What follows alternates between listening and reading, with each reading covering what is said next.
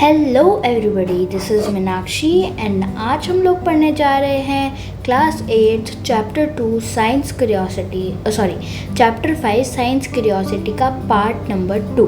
तो हम part number 2 में पढ़ने जाएंगे, शुरू करने जाएंगे मस्कुलर फोर्स के बारे में। ठीक है, तो पिछले पार्ट 1 में हमने पढ़ा था कॉन्टैक्ट फोर्सेस के बारे में, फोर्सेस के बारे में जाना था। देन कैसे फोर्सेस कांटेक्ट में आते हैं, इसकी एसआई यूनिट को जाना था हमने। ठीक है, सो ये सब चीज़ें हमने जानी थी कि, और उसके बाद में एक फोर्स की प्यारी सी डेफिनेशन देखी थी हमने। इसकी एसआई यूनिट के बारे में जाना था जो कि ये थी न्यूटन। ठीक है, सो ये हमने जाना था। देन फोर्सेस किस किस चीज़ों पे कैसे कैसे अप्लाई होता है, ये सब हमने जाना था। अब हम पढ़ेंगे मस्कुलर फोर्स के बारे में। मस्कुलर फोर्स क्या होता है, नाम से देखो, मसल से लगाया जाने वाला जो फोर्स होता है उसे हम मस्कुलर फोर्स कहते हैं। तो मैंने ऊपर आपको एक टेबल बनवाई थी। तो एक था फोर्सेस के होते हैं दो parts, contact and non contact. तो हमने पढ़ लिया था कॉन्टैक्ट के बारे में। अभी हमें पढ़ना है मस्कुलर फोर्सेस के बारे में, एंड देन उसके बाद पढ़ेंगे फ्रिक्शन। चलो, तो सबसे पहले मस्कुलर फोर्सेस के बारे में पढ़ लेते हैं। सो मस्कुलर फोर्सेस क्या होते हैं, जो मसल्स से लगाया जाने वाला फोर्स होता है। मसल से लगाया जाना जो फोर्स होता है उसको हम मस्कुलर फोर्स कहते हैं। ठीक है, तो जैसे कि an example of contact forces is muscular force, यानी कि जो कॉन्टैक्ट फोर्सेस का एग्जाम्पल में से एक मस्कुलर फोर्स भी आता है। When we perform any physical activity, जब हम कोई फिजिकल एक्टिविटी को परफॉर्म करते हैं।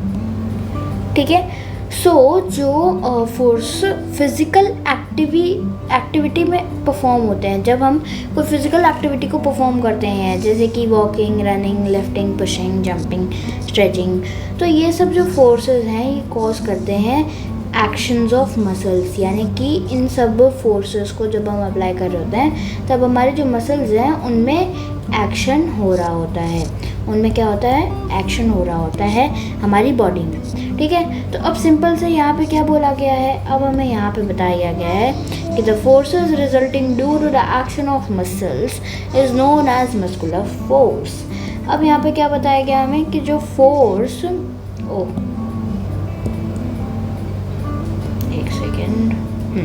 तो जो फोर्स रिजल्ट कर रहा है due to action of muscles, किसी मसल्स के एक्शन में, तो उसको हम क्या बोलेंगे, मस्कुलर फोर्स बोलेंगे। उसको हम क्या बोलेंगे, is known as muscular force. ठीक है, then muscular force occurs when muscles contract and elongate with doing any activity, यानी कि जो मस्कुलर फोर्स है, तो जो मस्कुलर फोर्स जो है वो तब ऑकर होता है जब जो हमारी मसल्स होती हैं और जब वो कांटेक्ट में आती हैं, देन उसके बाद में खिंचती हैं। देन हमने देखा था मसल्स का फंक्शन, वो टाइप ऑफ स्पिंडल भी होती हैं, देन उसका राउंड शेप भी होता है, डिफरेंट टाइप्स की मसल्स होती हैं। ठीक है, तो उनके इलोंगेटेड, और जब वो कांटेक्ट में आती है, कॉन्ट्रैक्ट और रेस्ट, तो ये जब मूवमेंट होता है मसल्स में इन सब एक्टिविटीज़ को करते वक्त, तो तब ये मस्कुलर फोर्स होता है।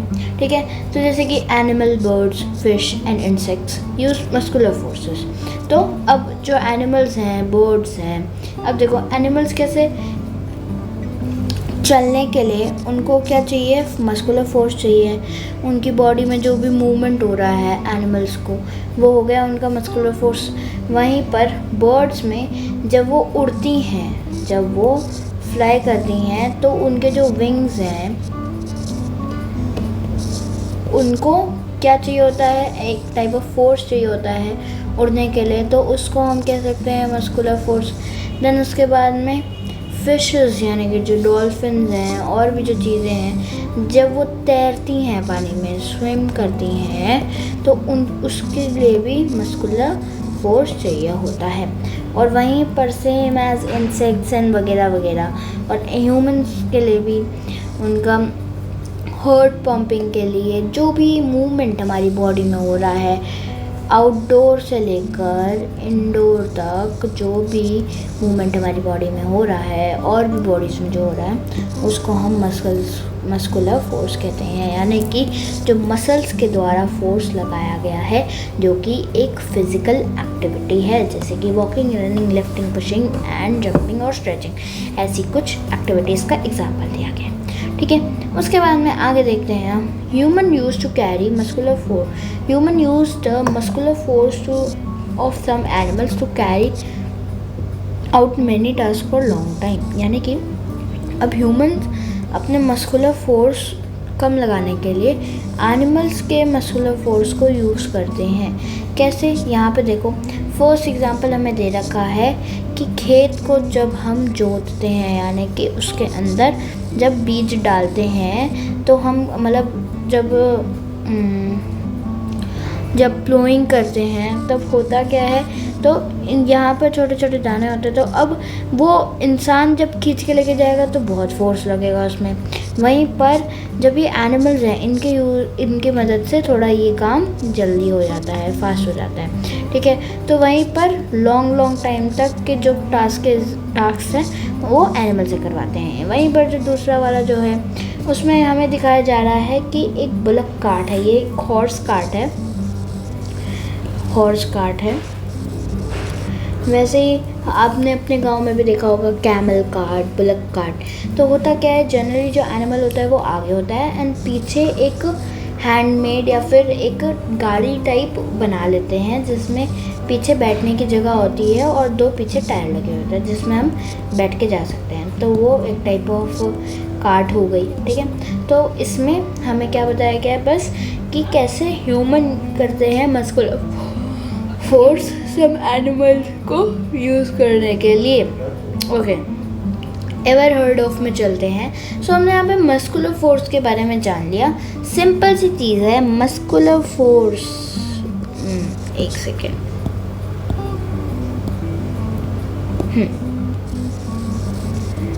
मस्कुलर फोर्स 4 पॉइंट बताओ। इसमें होता क्या है, रुको एक ब्लैंक जगह लेते हैं। यहाँ पे मैंने जगह ली है, देखो यहाँ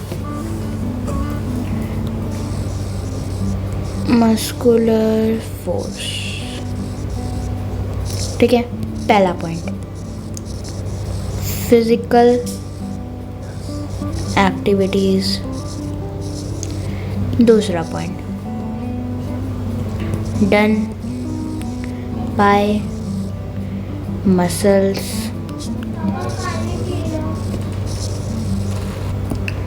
उसके बाद में और क्या क्या देखा हमने, it is a type of contact force. ठीक है, ये तो एक नॉर्मल हो गया। देन एक्शंस ऑफ मसल होते हैं when muscles contract and elongate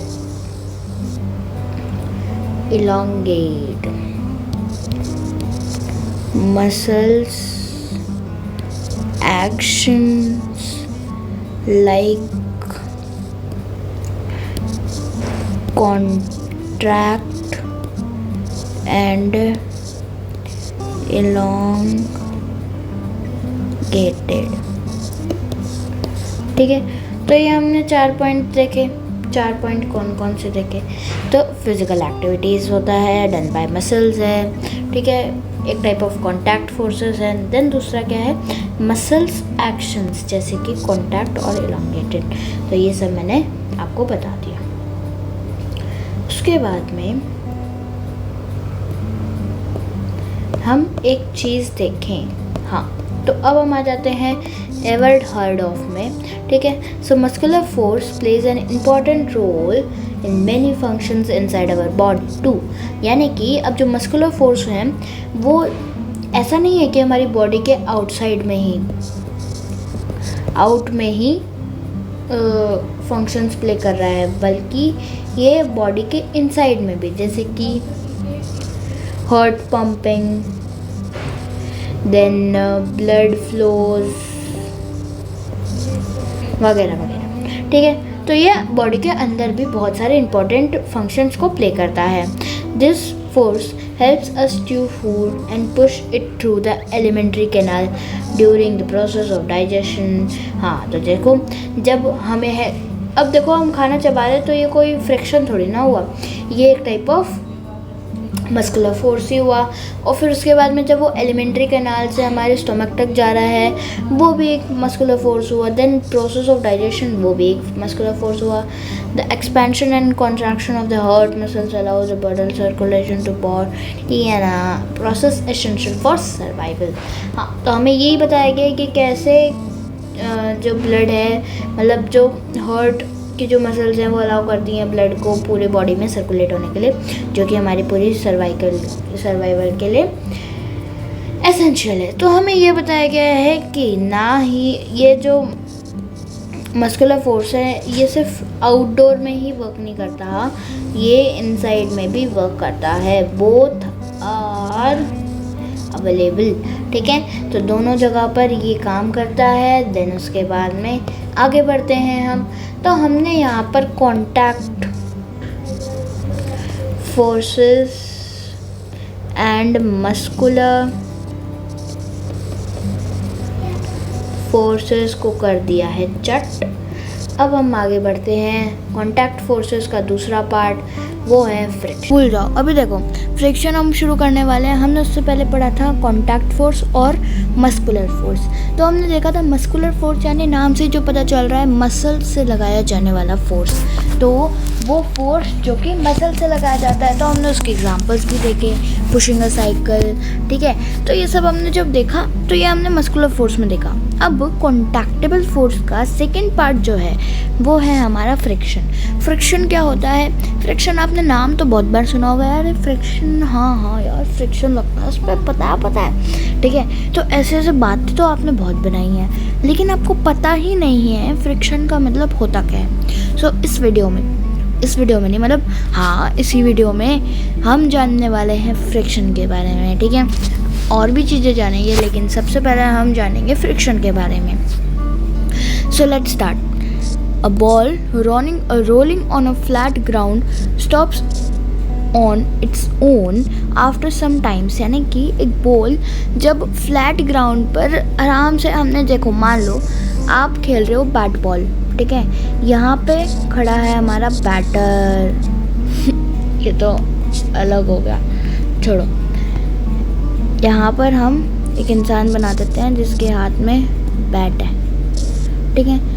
then उसके बाद में यहाँ पर हो गया हमारा बॉलर जिसके हाथ में बॉल है, ठीक है। अब होगा क्या, ये बैट है यार, बैट है, ठीक है। अब बैट लग रहा है ना, हाँ। अब होगा क्या, बाय चांस बॉलर ने गलत बॉल डाल दी तो होगा क्या कि वो यहाँ से बॉल डालेगा और वो टिप्पा नहीं खाई, वो क्या कहते हैं, बैटर के पास जाने से पहले ही वो क्या हो गई, रुक गई, यहाँ पे आकर वो बॉल स्टॉप हो गई।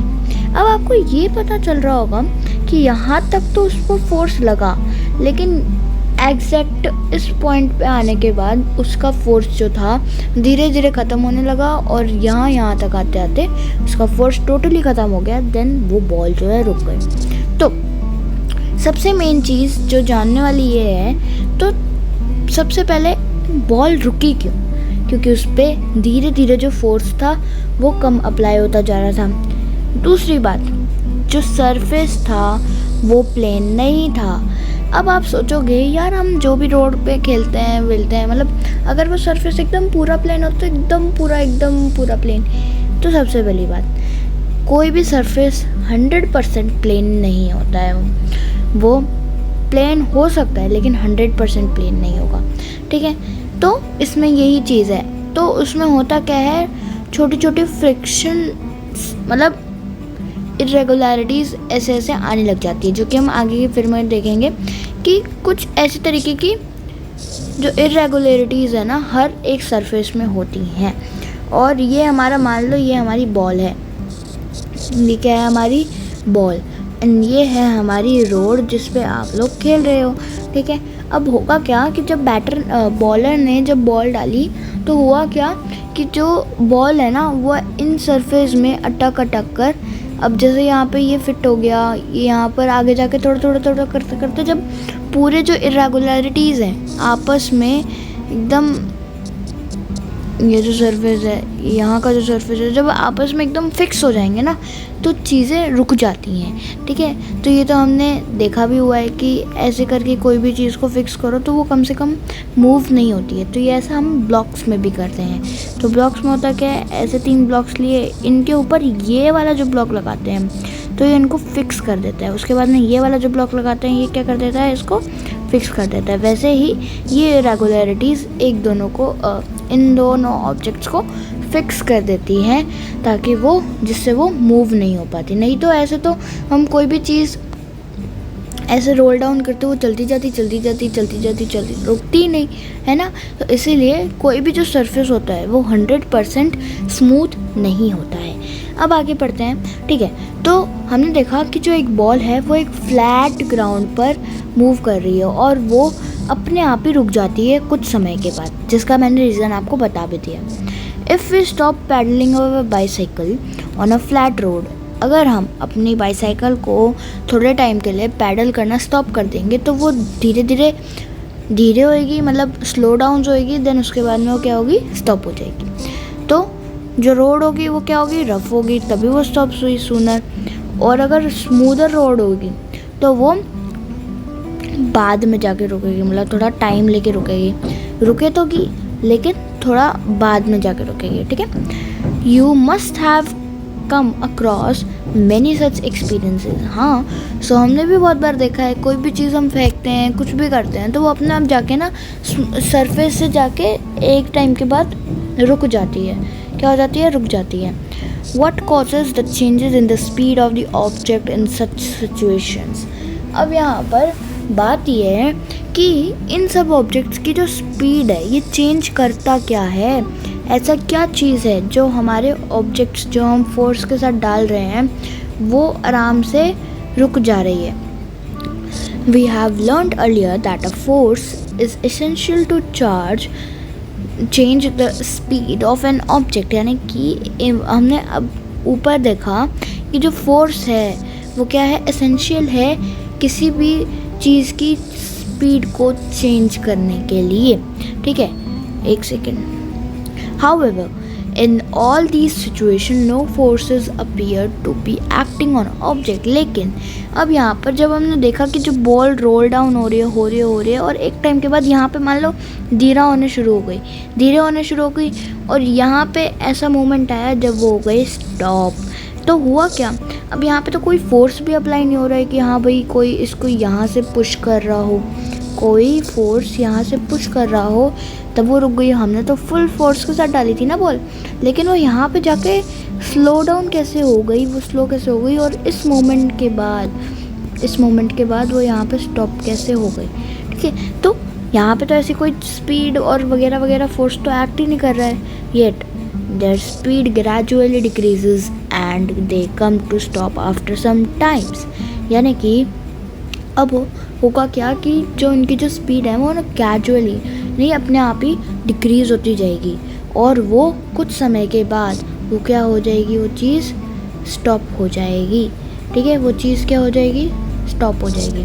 ठीक है, Is it possible that some forces is indeed acting on them? यानी कि क्या ये पॉसिबल है कि कोई फोर्स उसमें इनविजिबल फोर्स की तरह एक्ट कर रहा हो। Which force is that? यानी कि अब ये फोर्स कौन सा है, ये अब फोर्स जो कि इनविजिबल तरीके से एक्ट कर रहा है ये कौन सा फोर्स है। तो चलो इसके बारे में पता लगाते हैं। ठीक है,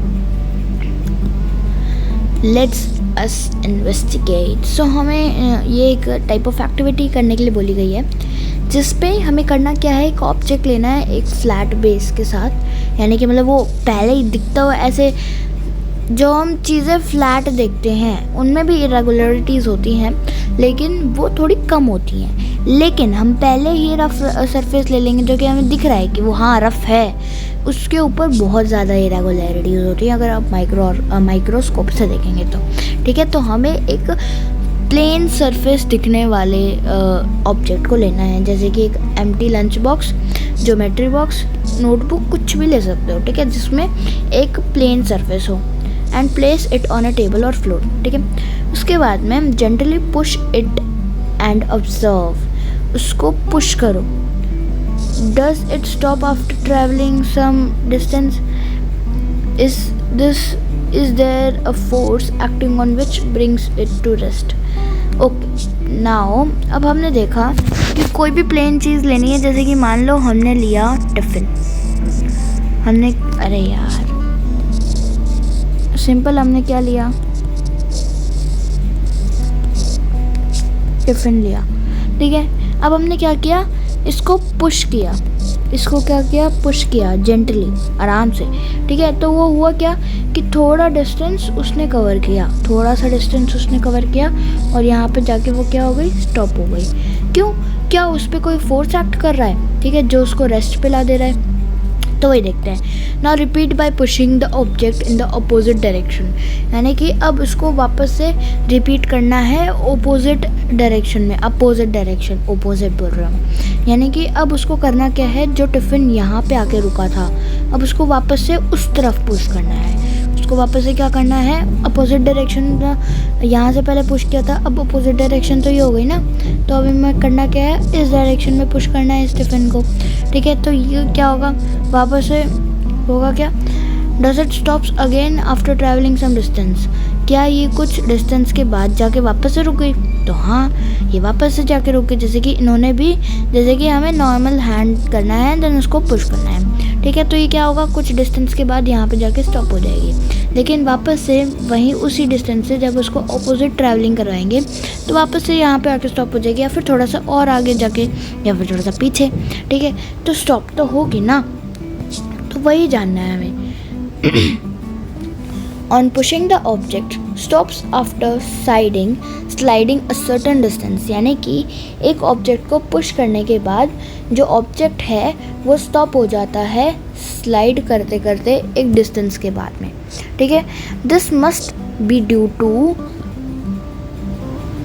a force acting between the surface of the sliding object and the table or floor which are in contact.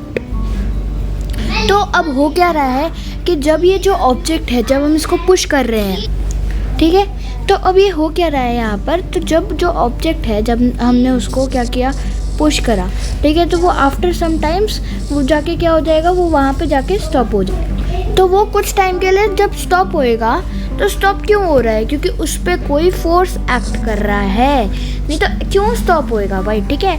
तो वो हो क्या रहा है, stop force acting between the surfaces.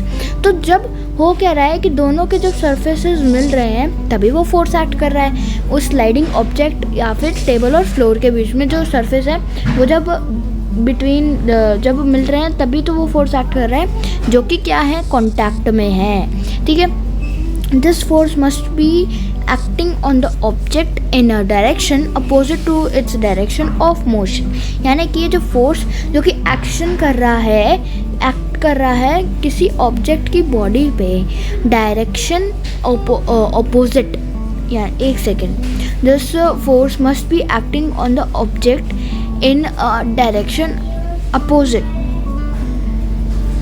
of, अच्छा, सो ये सेंटेंस यहाँ पे ये बोलना चाह रहा है कि जो ऑब्जेक्ट एक्ट कर रहा है डायरेक्शन की, तो जो फोर्स है वो डायरेक्शन उसकी अपोजिट में, ऑब्जेक्ट के अपोजिट में डायरेक्शन जो है उसकी अपोजिट में एक्ट कर रही है, और जो मोशन है वो उसकी तरफ, यानी कि सेम, देखो फोर्स जो है वो मस्ट बी एक्ट कर रहा है ऑब्जेक्ट के डायरेक्शन में अपोजिट की तरफ, अपोजिट यानी कि इस तरफ, यानी कि अब जो ऑब्जेक्ट है, देखो यहाँ पे समझो, हमने यहाँ से ऑब्जेक्ट को भेजा, तो ऑब्जेक्ट क्या है, यानी कि मान लो हमारी बॉल है, ठीक है, तो हमने जब उसको भेजा तो जो फोर्स है वो इस तरफ एक्ट कर रहा होगा, तभी तो वो चीज़ रुक रही है।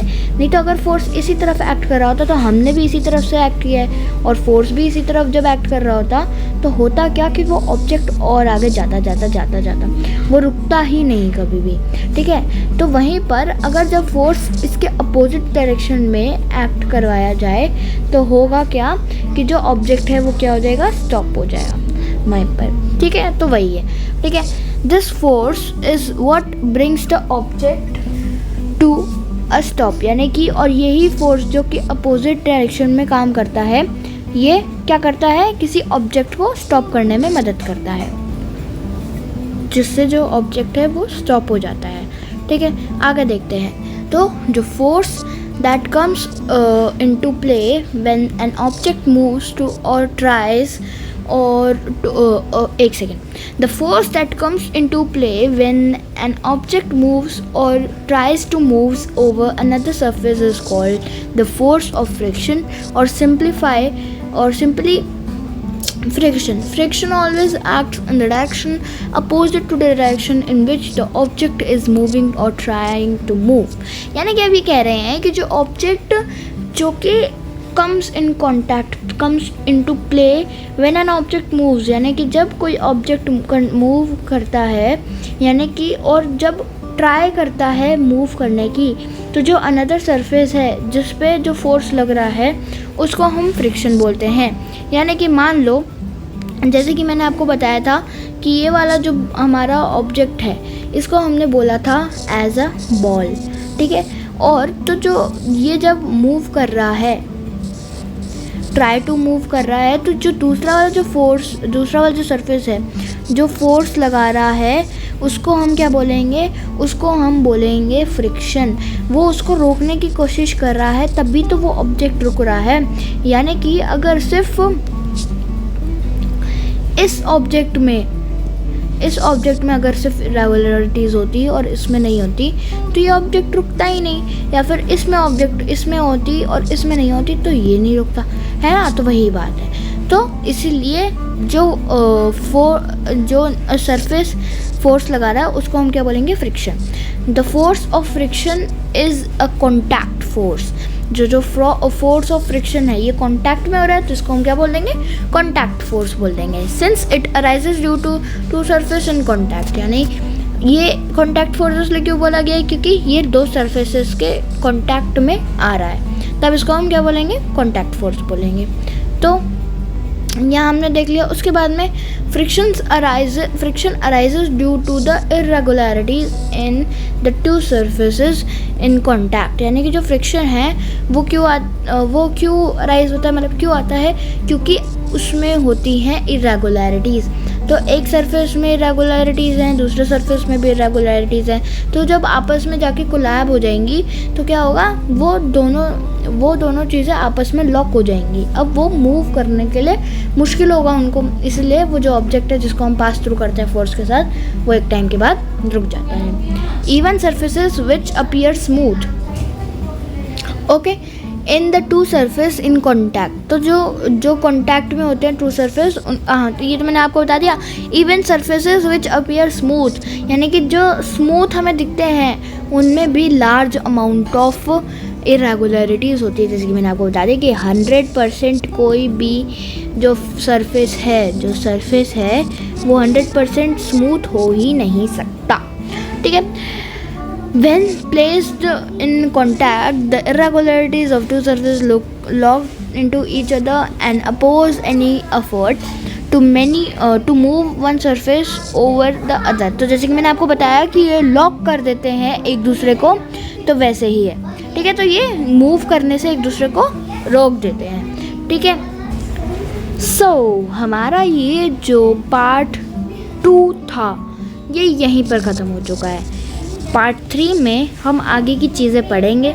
ठीक है, हम आगे की चीज़ें जैसे कि हम समझेंगे कि कैसे क्या होना है, हम देखेंगे, हम नॉन कॉन्टैक्ट फोर्सेस के बारे में जानेंगे।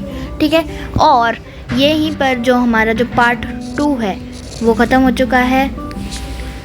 एक सेकेंड, थैंक यू भी नहीं लिखा जा रहा, thank you. For watching my video, और सब्सक्राइब नहीं किया तो सब्सक्राइब करके जाना, ठीक है ना।